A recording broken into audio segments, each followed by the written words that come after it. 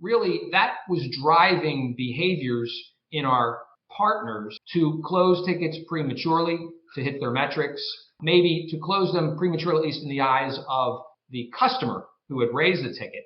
Technically maybe there had been some resolution, or it was determined that this was a training issue or whatever the issue might be.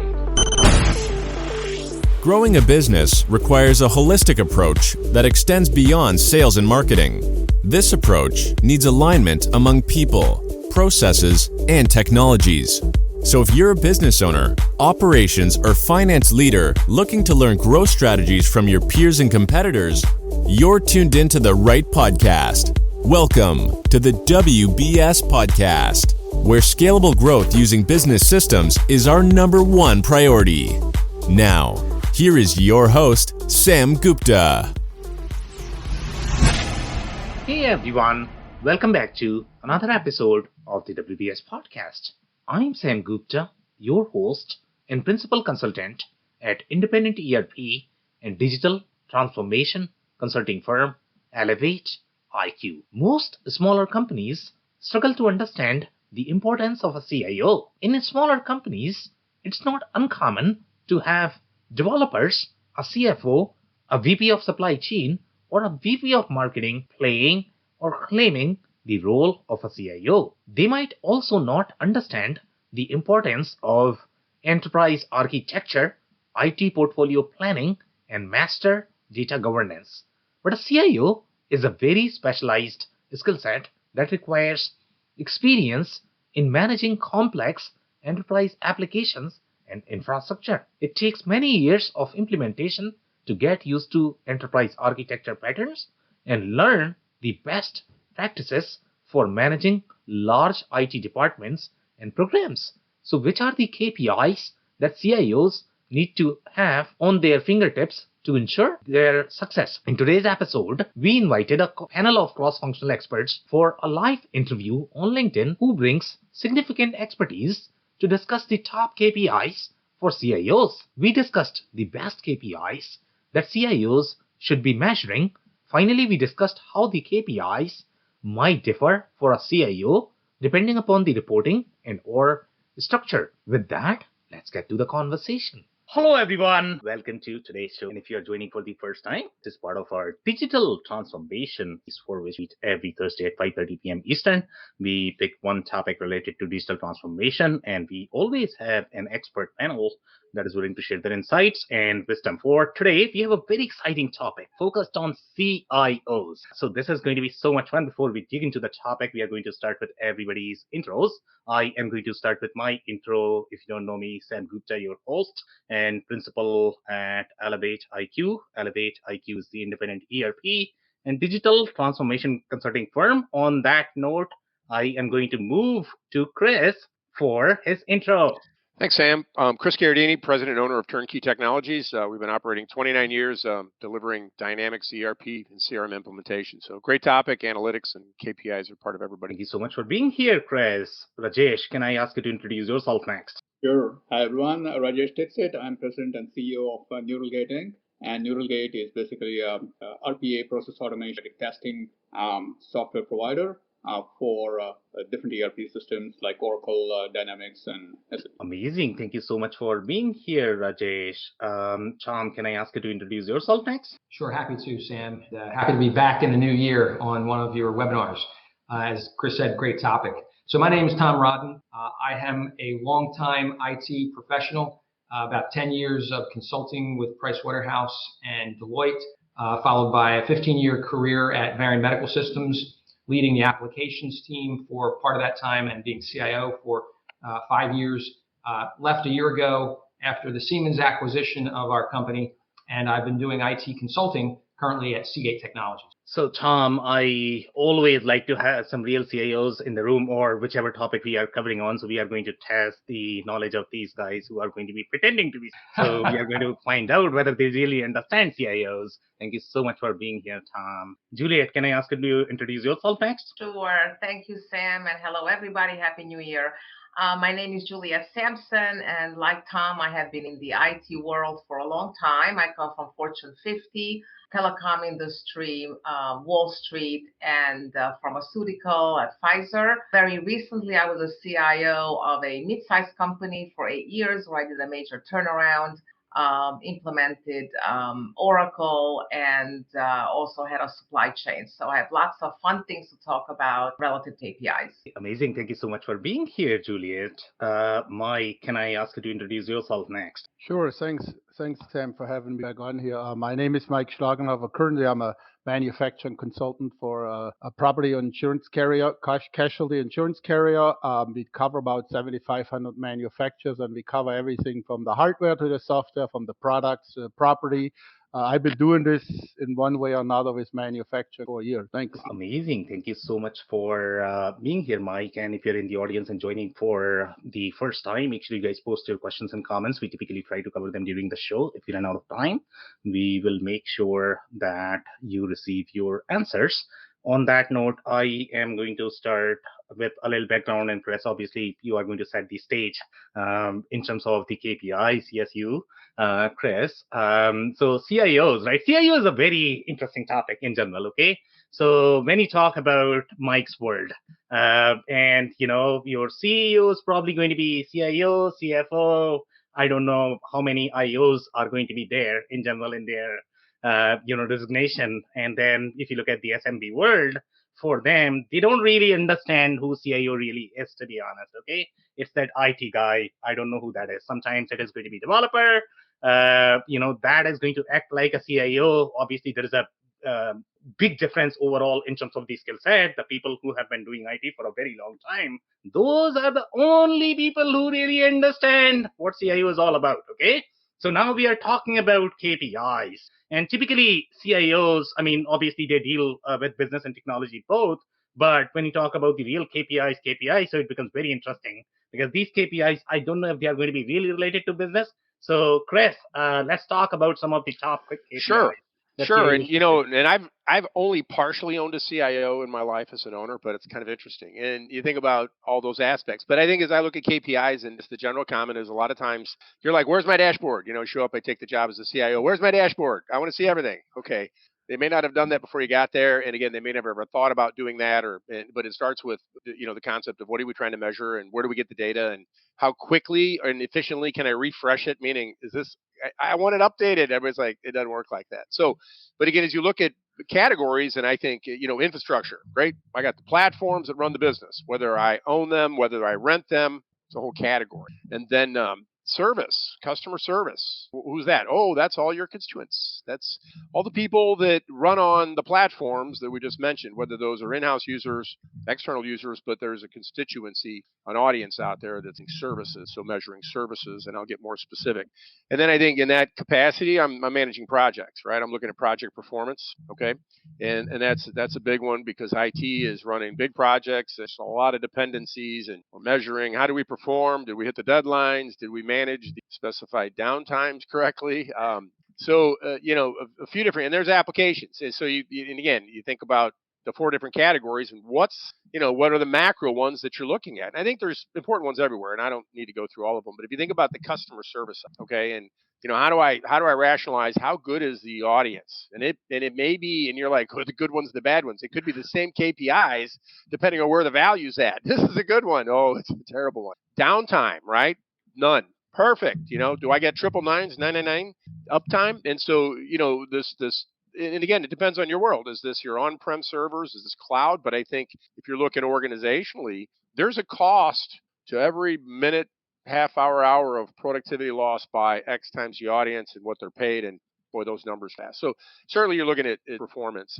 Latency may fall in there, but we go back to services, right? So I mentioned that one. The other one's cases. Let's just talk about case management for an example, where in the services I'm dealing with support, right? Internal, constituents, external, and what are the KPIs there? Well, what's my average time for resolution? There's a big one. It's taking too long to take care of that. Again, resolution means I started it and finished it. How about the response time? How quickly am I responding? And some of the related metrics is what's the case volume? Is it increasing? Well, that's a bad sign, right? That points to maybe a staffing issue. And so you think about how these metrics can feed response time, staffing. Resolution has to do with the expertise of the staff that I do have.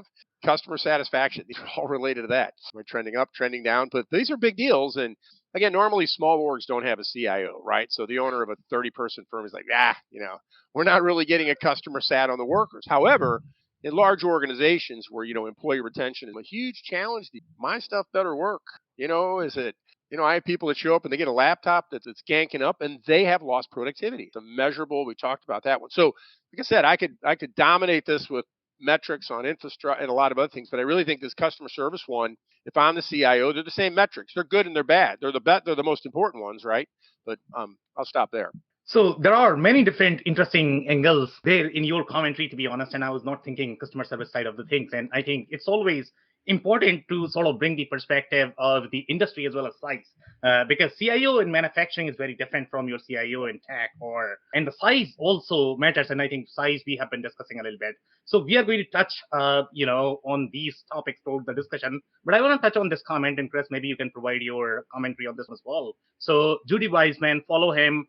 It's the first name is GUDYWEIZMAN, and he is saying one of the most important is measuring SLA for service call. So maybe Chris first define the industry, I guess. Because this is probably not going to be applicable for every industry. Well, it's interesting is not everybody goes out there and crafts a service level agreement because they don't want to make a commitment to perform on time. But, it is imperative, and organizationally, you've got different constituents, and some of them, let's go to a hospital or healthcare system. Okay, hey, I don't have a lot of time. So SLA is service level, in its performance. And when you contractually agree to respond within a timely manner, measuring that and figuring out what's your best business process to be able to perform in that. So it's more than just, I got it. But to write the agreement, and we have people asking us for SLAs that run 7x24. We're like, wait. Then you go back to staffing and what about how many people do I need and domain experts, and do we always have them ready, and do we cover all that space? But an SLA gets complicated, and so people are very careful. But in certain industries, you've got to have an SLA. My imaging machine can't be down. And again, what's the dependency on that for revenue or life support or whatever? I go by industry, but I think that it's a great point on SLAs. And again, we go back to measuring in the case management systems. And we have, we run dynamic CRM for our case management, and we're measured on that first 30 minutes of service to a customer that may spend $1 million. You screw that up, right? You lose everything. So, but expectations, communication. Did I hit it? Did I perform? Who's measuring it? Some processes. There's a lot before you can write an SLA and say, sure, I'll call you in 1 hour. But then we have quantifiers is what's the service level? Does it mandate an escalation or an SLA? So service levels and severity on cases are going to kind of have a little matrix of, well, what's that really mean on your SLA? Well, you're a 1 day because nobody can't work or no one can work. There's the extremes, right? Highest priority, lowest priority. But anyway, it's a great question. Okay, amazing. Thank you so much for that, Chris. So Rajesh, one of the things that I want to bring, and, I always think about these roles, how they have evolved over the period of time. And if I look at the CIO role, and if you look at the changes and the expectations from the role, I think CIO is the one that has changed the most. And the reason for that is the way technology has evolved. If you look at the cloud world, people are thinking, do we really need a CIO? In fact, they're wondering, do we need IT? Plug and play, guys. Why do you need IT, right? So it's a very interesting conversation. It's very hard to coach business who have not gone through the cycles, how hard it is. So, over to you, whatever you want to talk about from the KPI perspective. Sure. Yeah. So you're absolutely right? The role of CIO dramatically changed, right? Used to be in the early 2000s, right? It used to be when I went in as a capacity for management consultant and helping organizations roll out their ERP systems and had to interact with the CIOs quite a lot, right? Their priorities used to be keeping the lights on, meaning with different systems, measuring the uptime, right? Measuring the applications, how many types of service companies they're getting, what kind of response time they're able to provide for that, right? And So that used to be one issue. The other issue used to be around security, right? And like the cybersecurity. So that used to be another matrix that the CIOs used. Third was around compliance, right? That was another matrix that's important. And I think these three are still kind of very important.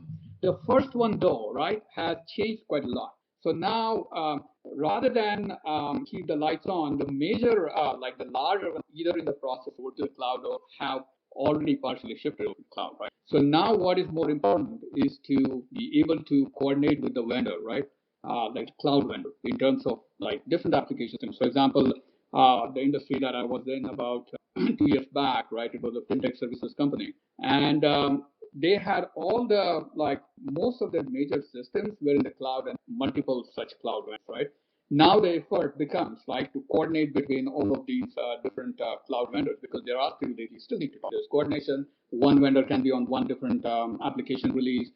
What is the compatibility with the other system, right? So those kinds of things have become really, really important now, right? To say, okay, how do I do the coordination with the cloud vendor and amongst different cloud vendors that I have, right? So those have that. So that lights on parameter has changed. That metric KPI has from just trying to make sure that your own internal on-prem system up and running to now what is my next patch set going to when is my next patch set going to come down an ERP system, right?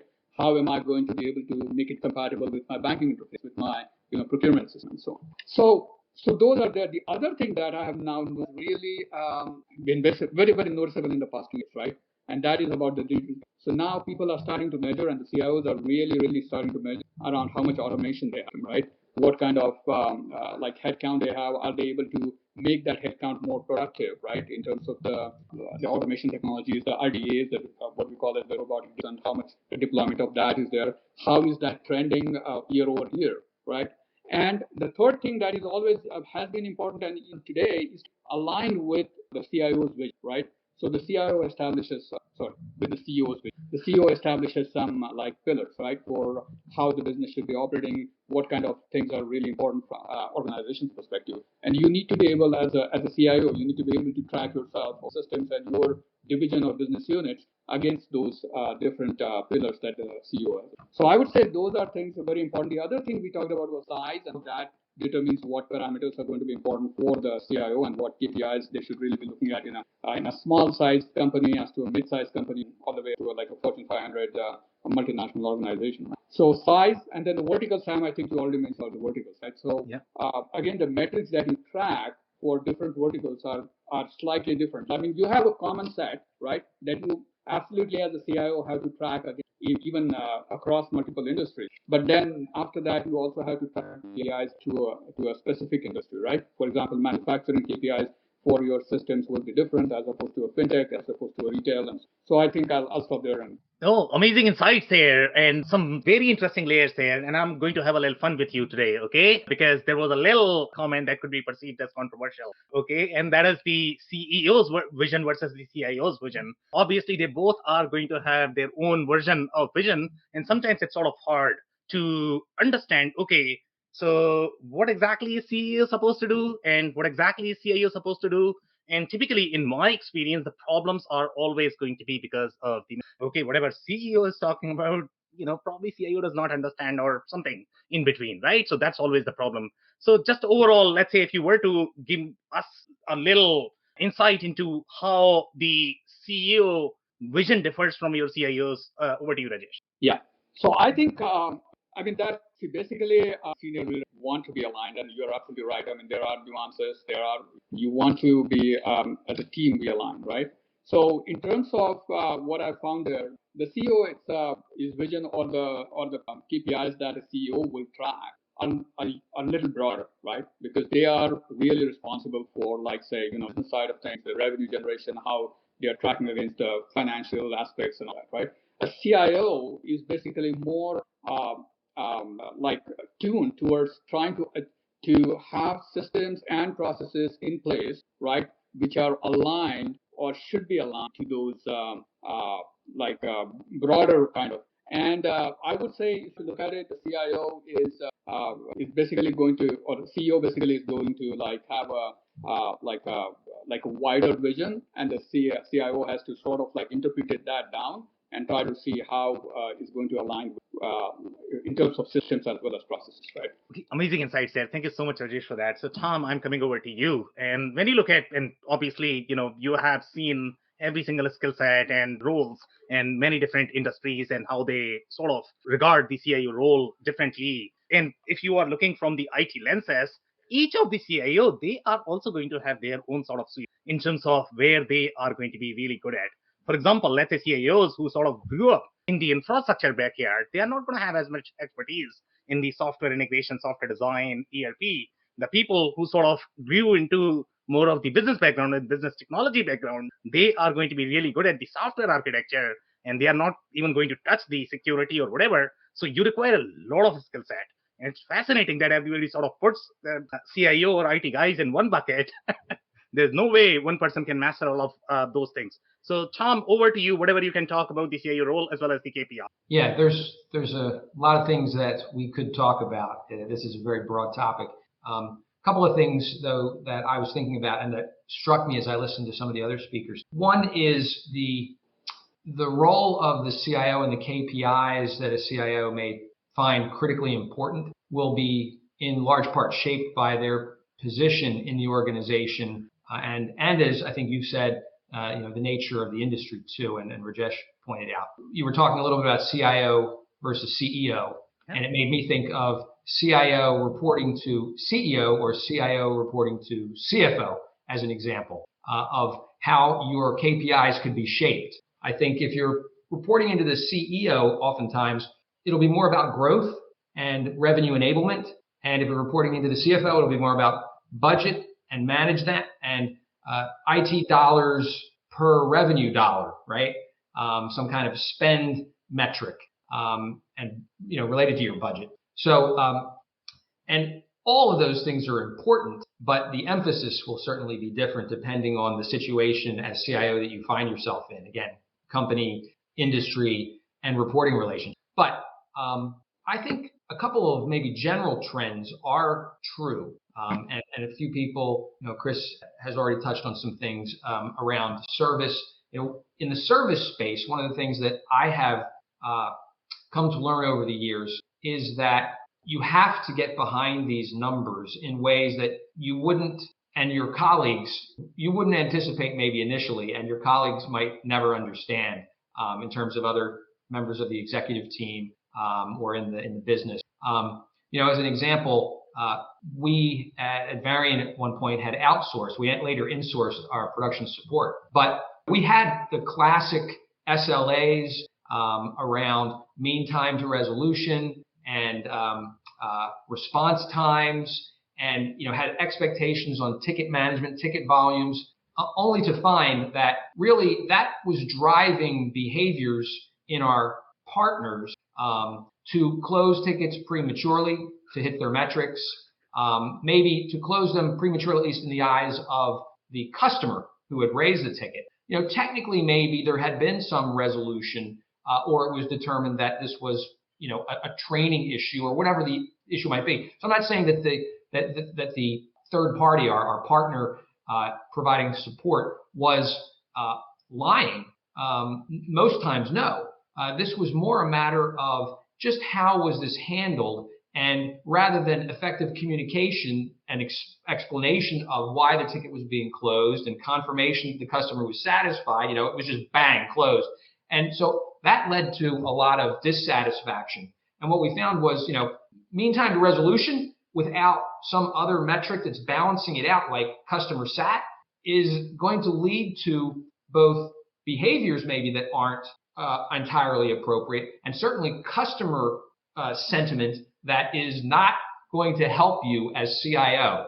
So, you have to have multiple metrics perhaps interacting at times and balancing one another out. And you have to get behind some of these metrics to understand what's going on. And so the level of sophistication, I think, that the CIO requires is just growing. I'll tell you another example, which I reported into a CFO as CIO. And so budget was a huge deal. It's always a huge deal, but of course it was even more under the microscope with my boss being the CFO. And so one of the metrics was dollars spent on IT per employee, as an example. So we were spending roughly $8,000 per employee. Our budget was about 80 million and we had 10,000 employees. So $8,000 per employee kind of roughly was the number.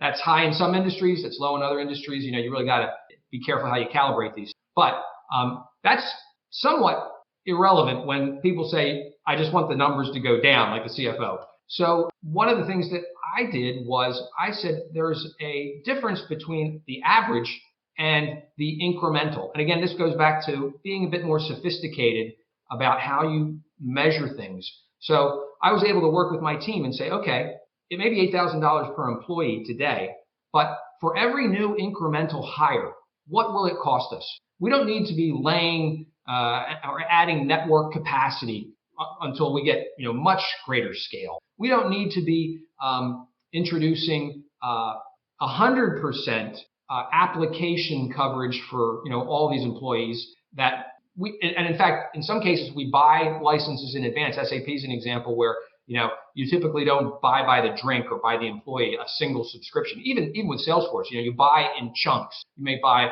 500 units of licensing at a time, for example, or a couple thousand even, depending on the scale of your operations. And so you end up having some things in pocket, right? So there's some licensing that you can ride up as you have some in pocket, as I put it. There's some areas where you don't have to introduce new servers and infrastructure. You don't have to introduce new networking capabilities. You don't have to necessarily expand the production support team. So I ended up being able to say, we could do a new hire at $3,100, per added employee to the company. So I can actually, over time, ramp my average spend per employee down. So that was something that was extremely interesting to the CFO, to the executive team. They saw that IT is going to add people at less than 50% of the current cost per employee in terms of IT budget. And so, just being able to analyze your situation and create an effective, and a simple set of numbers that you can communicate effectively about your operations. To me, that requires a level of sophistication that takes a CIO, to dig into with his team or her team. So those are just a couple of examples. And I'd say one more thing that I think was really interesting. I think Rajesh brought this up, the topic of automation. And related to that, one of the things I think that also is maybe, again, another area of growing sophistication among CIOs is the ability to introduce leading indicators as opposed to lagging indicators when we talk about our operations and our performance. So we did a big Salesforce implementation a couple years ago, and we basically re-engineered the entire service space. So we were having a whole different process. And yes, in a very vague, general way, that was welcomed, and people said, yeah, that'll be better.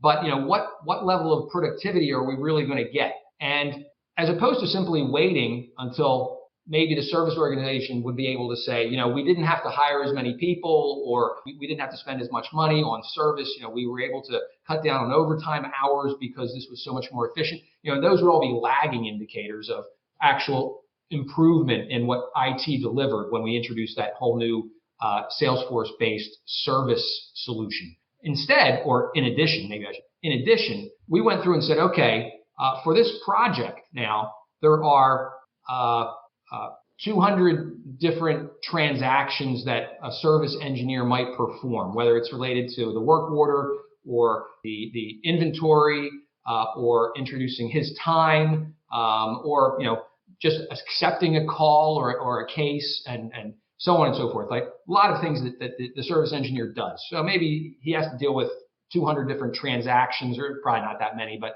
100 transactions in the system at potentially. Now, if we take that and we look at how many steps are in each transaction, we said, okay, well, maybe there's 5 steps in each transaction. So now we're talking 500 steps that a service engineer might perform. And now let's talk about how many of those are manual, how many of those are automated today in the old solution, and what's it going to be in the new solution. And we were able to actually lay out those 500 or so steps that were 90% manual in the current solution that we had. When we move to the new Salesforce-based solution, we're going to, by good design, eliminate another 10%. So that takes it down to 80% manual. And we're going to eliminate another 20% by introducing native Salesforce automation. And then we're going to use some other automation tools to eliminate another 10 or 15%. And we're going to get what was 90% manual down to 45% manual. And so to me and to the business, that was a great leading indicator of what to expect. We should see this kind, and it was kind of black and white. We could say that, and it was a fact. This was now automated. So in terms of whether the business ultimately delivered the productivity or not in dollar terms, that was largely up to them. And sometimes you're at the mercy if you have only lagging indicators, right? Where if they decide that they're going to maybe save a lot of time, but then use those people's time differently and on something else, and then there's no dollar savings. Like, well, did you deliver or didn't you? So again, the leading indicators and the level of sophistication we were introducing into that project and to others like it was giving us a greater ability to make the case that IT was delivering, and it was recognized by the business as well. So I think those are the things that were on my mind as we were chatting, or as I was listening to some of the other speakers too. Yeah, absolutely love it. Thank you so much, Tom, for those insights. So, Juliet, I'm actually coming over to you. And obviously, Tom has some very interesting insights there in terms of, dollar spent per employee on IT. That's really mind-blowing. So, in your experience, what are some of the top KPIs that you have seen in the organizations that you have worked for? Yeah, so thank you for that, Sam. And it was really kind of interesting and eye-opening, the conversations in the last half an hour. Because there's many ways to look at KPIs, and I think it's really important to understand where you're sitting in terms of the age of the company, in terms of how the company is doing, the size of the company, and the industry that you're in. So my experience in the last 8.5 years was to be in a mid-sized distribution company, food and beverage, where we had to turn the company around. So I was actually reporting to the CEO, but I was also reporting to the board, which is a whole nother complexity to the reporting and to KPIs.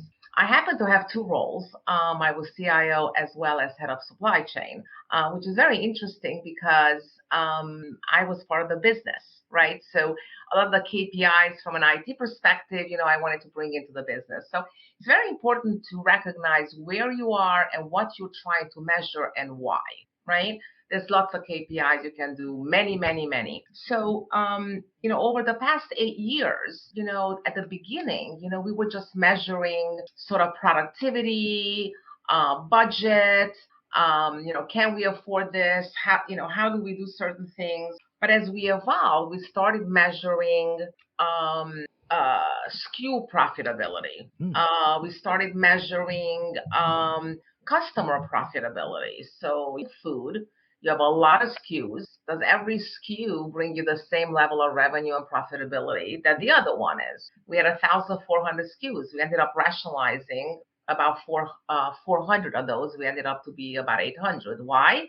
Because the other 400 was a lot of work and no revenue or no profit, right? Same thing with customers. Some customers take lots and lots and lots of your time, and they're not really profitable in revenue. So you want to look at those things, right? You want to understand those so that you could pull the right levers and have the right reports so that you could then do a turnaround, right? Because you're losing money, you want to make sure. So obviously there are service KPIs, obviously, keeping the lights on. That was basic. In my experience, that was a given. Like, people don't care about that as long as it doesn't go down. So if it's, if your SLA is 99.9999 or 99.99888, as long as the system doesn't go down and you can transact, people just assume that that's working. So that's really not a KPI that, for example, we were measuring because we didn't really have a big problem. But we were reporting to the board. The other thing is you want to look at KPIs in terms of how you want to manage your workforce. How do you want to incent them? right? So if your incentive plan, for your executives or for your workforce is revenue, and then you use the revenue KPI, then you're going to be in profit because people don't really care how profitable that is. They just want to get the revenue. If your metric is profitability, then you're going to lose top line because people are only going to look at, right? So you have to have a combo of these things. You have to figure out what are the key metrics that you want to use to measure your people's productivity, capability, and then you want to use financial metrics, obviously, like I said, SKU profitability, customer profitability. As we turn the company around and we got into the top, profitable, we started to look at different sales channels, right? So you start to sell to Amazon, you start to sell to direct to consumer, you start to sell to different channels other than you did historically, like retail. So now you want to measure those metrics. How many people are buying from Amazon? Is it worth to be on Amazon? What are your costs in Amazon? To be able to sell to Amazon, you have to do all these processes, right? There's a lot of things you have to do. So there's a cost involved, and they want to take a look at how beneficial that is. So you want to have metrics around that. So as the company's evolving from a turnaround to a growth to a sale, because that's really what I experienced, you're going to be measuring different things. And I think it's really important to understand where you are in the company and what are the key metrics. What is the strategy of the company? What do they want to get done? And then build the metrics according to that and then truly measure it. And then, obviously compensate based on that. Definitely customer satisfaction in every industry, a very, very important metric. Because obviously if you don't have customer satisfaction, then you're going to be losing business. Market share is a very important metric. Is your strategy to pick up market share, or are you happy with the market share you have? So again, it depends what your strategy is, where you are in the company, the evolution of that company, and then, internal metrics, external metrics, metrics to your CEO, and metrics to your board. So, I just think it's an interesting way of looking at it. And I think it's important to look at it from top down and then develop them, as opposed to develop them and figure out this is good, this is not good. Should I measure this? Should I measure that? Really try to understand the top level, break it down, and then build those metrics to influence what you want to get done. Yeah, love the layers there. The way you have provided the board versus the CEO, I think that's amazing. Thank you so much, Juliet, for that. So, Mike, I'm coming over to you. And typically on these panels, I'm really struggling because, on most of the panels, we have $5 million guys. And sometimes I don't have the enterprise insights, okay? Because everybody sort of is dealing in $5-10 million businesses. So sometimes I struggle with that. But today, we have a lot of weight for the enterprise in general. So, Mike, you must be wondering, what the hell are these guys talking about? So over to you. Bring us some perspective from the SMB space, how they think, and especially manufacturing organizations, they don't have like $1 million IT budget. There's no way. Yeah. Trust me, we spent more money than we make. But one thing is, I want to say something. There's a lot of good stuff that came up. When you ask in the beginning, how has a CIO's role changed, right? I'm bringing this from the manufacturing point. 20 years ago, all we did, we used computers to do some kind of work or processing. Well, then we started, I think Rashid hit on this, with automation, right? Integration, the front office with the operation, right? And then now we're talking about digital twins. And in the meantime, customer demand was, we want to see what's going on in your shop. So we had to integrate using cloud or other systems to get into. So suddenly the CIO became important, right? Before it was just like, you got 3 help desk guys and you go out there and you just teach a guy Control Alt Delete, right? And start over, reboot your computer. I think what changed in manufacturing, because it's not a product from what we make. We make the widget, but somehow this whole information technology, and I want to expand that a little bit because it stands for Chief Information Officer. However, in manufacturing, we have a lot of operational technology. Well, that's a totally different mindset in the IT world. So I think as a CIO, in manufacturing, you need to understand where does IT and OT connect, right? The other thing is, I think Tom said something, we spent $8,000 per employee on it, right? Well, we're not selling anything of this. So I think as a good CIO, you need to return that and say, here's the $8,000 we spend on those whatever we bought, and here's the return on. I think Juliet hit on that too. Here's the return on that investment, because in manufacturing, we bought this big 5-axis CNC machine that's $1 million. It makes 10 widgets. Or there's the return on investment, right? We know how the machine runs. But how does that system that you don't see, that OT, IT connects, right? And then I go back to something that came up here too, is saying, okay, uptime, right? We got all of this now connected. If this machine goes down, I'm losing widgets, right? Guess whose phone is actually ringing? Help desk isn't responding fast enough, or they didn't resolve it on the first time. I'm going to call the CIO, right? And say, buddy, clock is ticking, $55 a minute, right? Bing, bing, bing, bing. Justify this. So I think then we connected to the internet, and I think Julia talked about selling on the web. Well, I'm opening my business up to a whole new market. Well, if there's something wrong with the system, what happens, right? What is that investment? So as a good CIO, I think you need to put KPIs in place to say, okay, here's what my department invests. Here's that return, and here's the profitability out of this. And it's depending, we talked about, if you make this widget or in your hospital setting, those indicators get collected differently, but still hospitals make money, right? They have expense. So I think as a CIO, you need to sit down with your stakeholders, with your CEO, with your CFO, with your operational, and says, what do you want from my system? What do you want from me? And then I think you can develop metrics or KPIs and use them. And then I think Tom hit on something. Don't always look back. We invested 10 grand. Here's the return of it. Look forward and says, if we can eliminate labor cost or customer delays or response time, because I have a service people that get the calls basically, hey, this thing didn't work or it broke down, can you send, if I can use that on this technology to reduce it, that should be a feather in my cap as a CIO, saying, hey, look at this. You spend X dollars, but you're returning a Y. And a lot of times, I think, at least in companies that I was in, the CIO it's an expenditure. They just giving money away. They're giving it out. And sometimes those services are hard to measure. So I think as a good CIO, you need to figure out, how do I, when I say make myself look good, I don't mean that fake some numbers. I mean, how do I show up? Because IT is complicated. Half the people that sit in those meetings, I'm the HR manager, I'm this.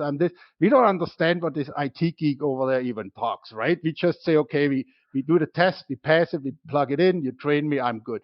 So I think as a CIO, you have that role to say, I'm not an add-on to your business. I'm as much part of the business as human resources, as materials, as operations. And I think a lot of CIOs struggle with showing their value to the company. And I go back to what I said in the beginning. We make widgets, we make money off that. Try to fight that. And I've seen many CIO getting a haircut like I do, no hair, because they try to say, don't look at us as the stepchild. Don't look at us as the black sheep, because what's going to happen, man? You guys all laugh. What's going to happen if the ERP system goes down, when your web connection goes down? Or then the phone rings, right? And then we're going back to resolution of call, customer service, and all of this. So I think you need to be very proactive and forward-looking to measure those things on proof your departments or your value to the companies. And I am not a cost, even if we just bought a $3 million ERP system. Here's the benefit. And I think a lot of CIOs sell them short doing that. And it becomes obvious, they're an after fact. Let's get all the operations people to, by the way, what does IT think? Thank you very much. We leave the room, right? And we shortchange that. And I think you need to put KPIs in place that show that value. And if it isn't there, then you at least know what to fix, what to go after, and say, well, I can't show them a return on an investment. I like the story from Tom, $8,000 to $3,100. Well, who would say no to you? Taking a 95% manual job and automating it to 45% manual labor, right? But you gotta put that in, because people, the CFO looks, and the chief financial, they look at the money and says, we spent this money, we didn't get it. But Mike made some widgets back here in the shop. We got money for that. Look how good Mike is, right? So I don't know if that answers your question, but I think the whole IT infrastructure in manufacturing is becoming more and more. We have companies that connected worldwide, right? different time zones, different systems, different language. IT needs to work through all of this, right? And I think as a good CIO, you need to develop those metrics and use them, and then you need to have systems to get this data really pulled out. Because how do you know what your server uptime is? And then I want to put a little bit an insurance spin. I think Raji touched a little bit on compliance with security. Well, I'm talking about how secure is my system? How many attempts are there? How many attempts did we spot it? Because that's an investment, right? You need to have your firewalls up. You need to have your testing. You need to have people working it. So I think that's sometimes looked at, yeah, that's just the cost of doing business. But I think a good CIO can put that in and says, here's what I saved you. I just saved you $65,000 on average ransom or whatever that number is. You can pull that off the internet. So I don't know, Sam, does that give you some idea how manufacturing and those guys work together? Yeah, this is amazing. Thank you so much for those insights. Rajesh, do you have a comment? I think you unmuted yourself. Yeah, go ahead, please. Yeah. So thanks for that, Sam. So no, I think there's some great points. So what Juliet mentioned, and I think it's very important to recognize that, right? So there are some KPIs that are inward facing for a CIO, where those KPIs he or she is just going to look at, how from an IT perspective, what are those metrics or the KPIs that I want to track. The other part is the external, right? Meaning outward face, to be able to demonstrate to the rest of the business, to the board, to the other C-level, to say, okay, how is IT for the entire business, right?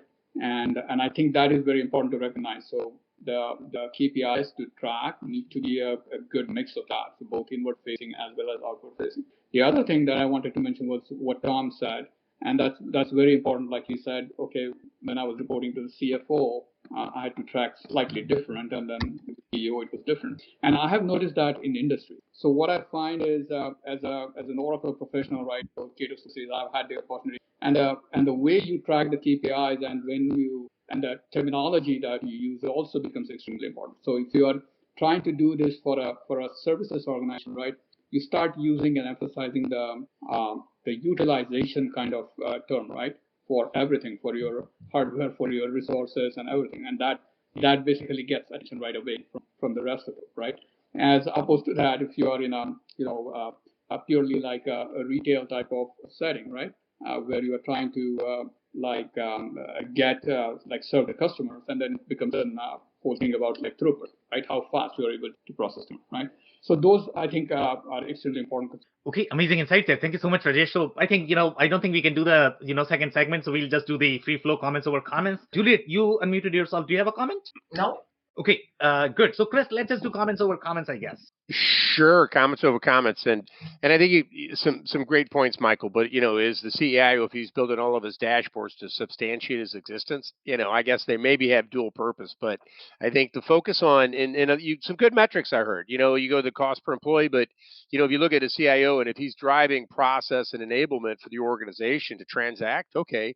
Are there other metrics that correlate to labor reduction due to efficiency through RPA or introducing AI? And it's a lot of changes coming, and I think that the landscape is moving quickly for CIOs as they think about how do they incorporate new technologies, right, strategically to help hit the business objectives. And I mean, so some of the KPIs are, okay, how is my enablement helping the company perform towards their objectives? Imagine we missed our revenue goal because IT screwed up. Whoa. And so those are big connections, and I think that's an accountability between executive leadership, revenue targets, substantial, for the business, as well as what's the IT enablement component of hitting those results, whether that's manufacturing platform, it's data integration, whether it's more efficient applications for workers. Maybe we're reducing workforce as we're incorporating more AI and RPA, remote process automation, so we can keep up with that. But seriously, we talk about, how things are going to change and how people are going to be eliminated in 5 years based on AI doing work. Okay, again, KPIs are going to track my progression towards that goal. We're measuring right now. We, looking last year, what? I'll be honest. I'm looking at January. I'm looking at 2 weeks in February. I mean, we're going to be looking closely to look at how quickly do these changes take place. And I think we still come back to data availability, right? Great to talk about them, but you're like, how connected are the data points to give me this data where I see it today, not 60 days old? The rear view mirror isn't going to help. But again, it really depends on the org. We're stable, we're moving along, right? Okay, there's other orgs that, hey guys, I have a client, they're 30 million going to 300 million. Okay, you know what? that's a fast-moving animal and requires some different types of agility on reporting and so forth. But the last comment I'll make is what are the actions that come out of KPIs? And I think a lot of people just say, oh, I got great, I got them, I looked at them, it's yellow or it's brown or whatever. Brown is my red, but what do you do? And I think that even as you challenge this audience, it's like, think about actions off KPIs, meaning have them planned. What do you do if it does this? I don't know. Call somebody, but that's the other part of that CIO is again, and we talked about a lot of accounting and budget. I didn't go down the rabbit hole on project performance, but everybody knows that project management is a discipline evolved out of IT, right? Because it couldn't let the systems crash. But anyway, just some more comments. So I do want to make a comment now because I think that Cristiano, is that right? Is that how you pronounce your name? Cristiano. Yeah. I think you make some good points. So I would also question: are your KPIs accurate? Is your data accurate? Do you have a single source of data? Is your data clean? Is your data right?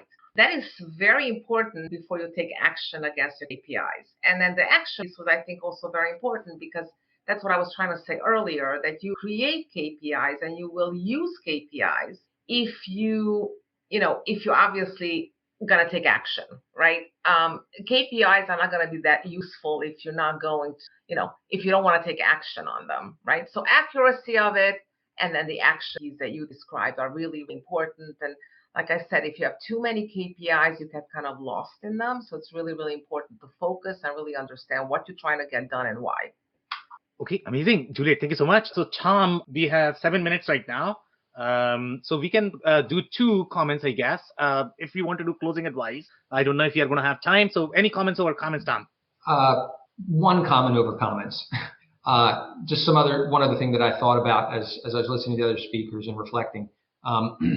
A lot of these KPIs and the justifications and explanations behind them are internally generated. And there are sometimes opportunities to introduce a methodology or a framework that's external, and even a measurement that's external that lends you or anybody who would do that, but in this case, our IT organizations, more credibility than if you were doing everything purely from an internal perspective. And I'm thinking one of the things that we did was in the security space. So one of the things, and we use this, Juliet mentioned the board.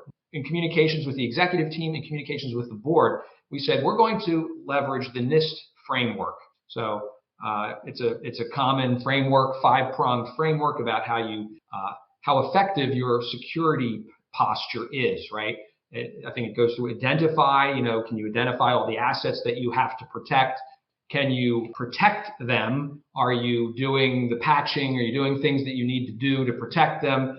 Can you detect threats? And how quickly can you detect them, right? 3rd prong. Then what's your ability to respond and what's your ability to recover, right? And we actually said we're going to use that framework to not only measure ourselves, we could get industry benchmarks and then we could measure ourselves. We brought in a third party and we did this on an annual basis. They would come in and just give us a report card.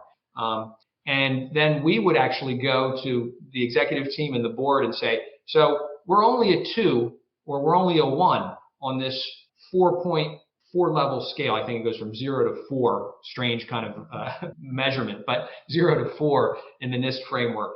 So we're a 1 or we're a 2, and our aspiration is to be a 2.5 or a 3. You don't have to be a 4 and everything, like nobody. But that would be part of our explanation and justification for asking for budget, in fact, and for justifying the projects that we want to do. We need to get up the ladder in different areas, and so that was very well received. It was a reasonable and well-known framework. We used a third party to measure ourselves. We leveraged that whole process to then explain how we were going to do better by saying, in this tower of protect, we're going to introduce some new additional capabilities through these 2 projects. And that we expect to get us from a 1 to a 1.6, or whatever the improvement would be on the framework. And so we really leverage these external frameworks and these external assessments. And I think that's something also that maybe more and more IT organizations are doing, that that helps to convey the achievements of the organization. So just one other thing I wanted to throw out there. Okay, amazing. Thank you so much, Tom. Mike, go ahead, please. Yeah, that's exactly right. At least in manufacturing, we have a third party coming in to do taxes. We have a third party reviewing our. Why wouldn't you do it on your IT stuff? Saying, okay, because I think Julie said it. If you have bad data, well, if I select the data, right? Did I select the right data? Do I collect it right? Do I process it right? It's from my view. I create an Excel spreadsheet. If I make a calculation, it looks good to me, right? Have people coming in and testify or verify what you're doing is right, or challenge you saying, hey, 4 is the top, you're at a 1.5. Is that really where you want to be? I think that's a good goal for KPI to say, I'm comparing myself. This is an independent external third party coming in and they agreeing with my numbers, right? Or they don't. And if they don't, then we find out what it is. Okay, amazing. Thank you so much, Mike. And to your point, Mike, we did our own, like every 6 months, we do a self-assessment on the 6-month mark, and then we'd have the professional third party come in and do a formal annual assessment. So that was at my company. The same thing, right? You do it. You want to audit yourself, because if you have a big flaw, you want to fix it before you get that 1.5 you were last year. Now you get a 1.0, right? You don't want to do that. Yeah, that's the way to do it. All right, guys, amazing. We can probably take a short closing advice. We have 5 people in only 2 minutes, okay? So maybe a sentence, I guess. Chris, yeah, go ahead. Over to you, Chris. Closing advice. Yeah, validate your KPIs before you place big bets on. Good. Okay, amazing. Thank you so much. Really appreciate it. Rajesh, closing advice, please. Yeah, you need to have a good mix of sexy and non-sexy KPIs, meaning like the kind of what Mike was mentioning about compliance, security. I mean, those are extremely important. They may not be like those, but you definitely need to track those, as well as the more ones which are going to get more attention. Okay, amazing. Thank you so much, Rajesh, for that. One sentence, Tom, closing advice, please.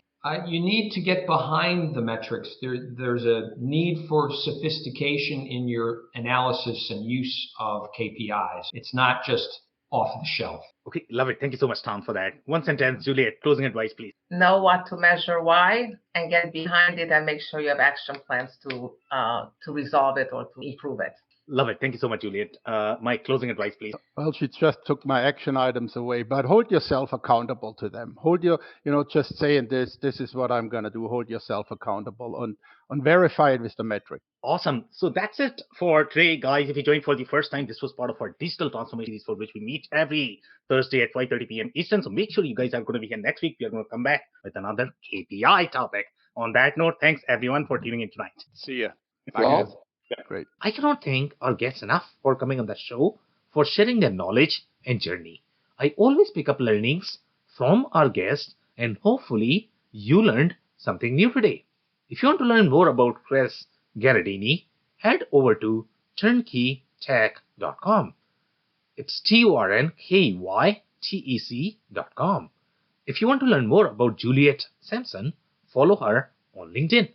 If you want to learn more about Tom Rodden, follow him on LinkedIn. If you want to learn more about Rajesh Dixit, head over to neuralg8.com. It's NEURALG8.com.